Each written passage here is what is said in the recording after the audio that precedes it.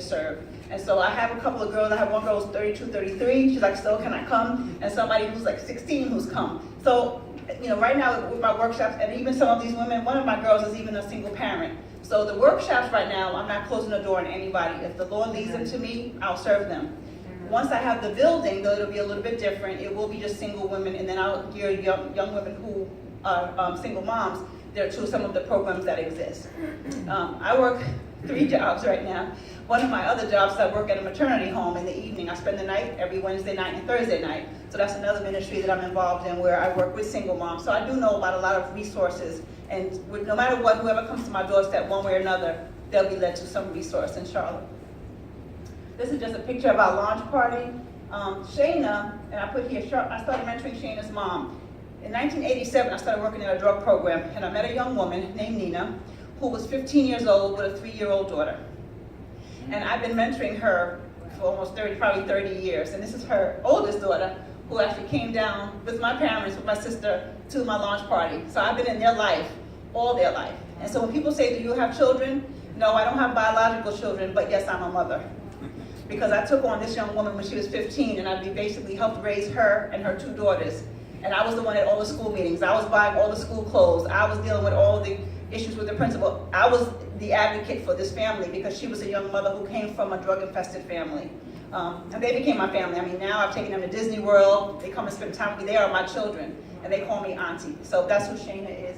And this was just the cake that we had, and some of the people. We had about 75 people at our launch party in September, which was really awesome. So Letitia is one of my girls. Oh, I could? Okay, thank you. Thank you, Ray. Okay. Letitia is one of the girls who I just decided to talk about. They all have different backgrounds. Letitia was homeless. What we did with her was she didn't have any place to live, didn't have a lot of support, and she was kind of bouncing around through unhealthy relationships and room to room. And we were able to I got her connected to another transitional house that was temporarily there for about 3 months. So we got her into a transitional home. Actually, hopefully, well, I don't know if we can show it. I may have a clip from her speaking, but she basically didn't have her own place. She stayed at this transitional home, saved money, and we helped her, and she got her first apartment. And that was a big deal. So this is her apartment, and then we actually threw her a housewarming. And actually, my mom was down for that. So we threw her a housewarming, myself and the other organization, and we got all her things, helped her to furnish her apartment. That's her room. That's my mattress. I gave her a air mattress to help her sleep, to have a place to sleep. And then I actually sought out donations, and I reached out to individuals and got money to buy her a bed at Sears. And that's the woman at Sears. So I just thought that she was a great story, a great testimony to share, and hopefully I can show you a quick video because we're watching her, and I'm still working with her. Now she's in her apartment, but she's also dealing with loneliness now that she's in her own apartment. And so there's other vulnerabilities. So now I'm teaching her about independent living skills, living on your own, and how you're dealing with temptations, because of course there are people that want to spend the night, and men are already saying they want to move in with her. So she's very vulnerable. So there's a process of, once you get into an apartment, then we have to teach them the skills to maintain, but also how do you deal with your loneliness? How do you deal with living on your own now that you are in your own place? So that's a whole process, and that's what I work with the ladies, is to getting them there, but then helping them to maintain that. We started something called Sister Chat every week, actually every Sunday at 8 o'clock. We have a conference call, and we talk to each other, and we just kind of share. They share what's going on with them for the week, because the monthly workshops, I'm realizing, was not enough. Because we talk once a month, and then a lot can happen in a month. A lot can happen in one day. That's right. And the ladies were still struggling, and not really, what they were learning in that 1 month was not carrying over to the next month.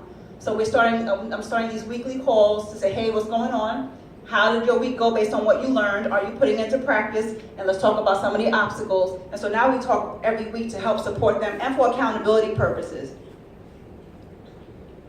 This is our Healing Vine t-shirt. This was I was saying thank you, Life Fellowship. So you guys are on the t-shirt. You guys are our biggest supporter. And we had a donor poster that we created at our launch party. And I wanted y'all to see that Life Together Fellowship was you can't really see it that well, but it's up there. And you guys are on our t-shirt. We had a little fundraiser. We've been selling t-shirts to one is to say just thank you. You know, we can't do this without you. It is a nonprofit, which means everything that we get is donations. Hopefully, God willing, we're going to work on trying to maybe get somebody to help us write grants, because the process now begins. We've kind of kicked off things. I'm doing the workshops, but in order to have a building or a house That takes funds. So, you know, if you guys know, please, as you talk to people who might want to write off a donation for the end of year, think about Healing by Harbor. We'd love for you to contribute, for them to contribute. And the other thing is Amazon. If any of you shop on Amazon, you can type in smileamazon.com and put Healing by Harbor as your charity. And every time you go to shop on Amazon, a very small percentage will go to Healing by Harbor. You can also do that with Life Together Fellowship too. Life Together Fellowship can also give donations. So, but make sure if you shop on, how many of you shop on Amazon? That's the whole church. Make sure somebody gets that, a charity gets that. Life Together Fellowship could be your option, Healing by Harbor, but you can be giving something towards a charity. Oh, and this is a video for you to watch for a minute.